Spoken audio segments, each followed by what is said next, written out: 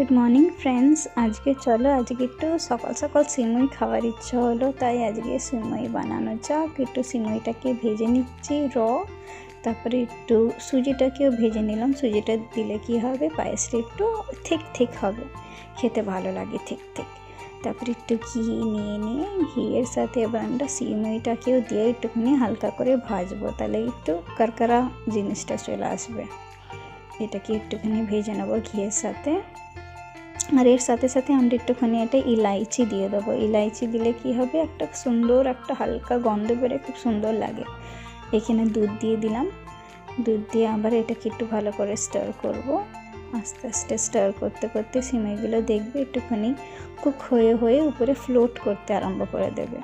এবার একটু চিনিটা যেরকম আপনাদের টেস্ট লাগে ওরকম দেওয়া। ব্যাস হয়ে গেছে।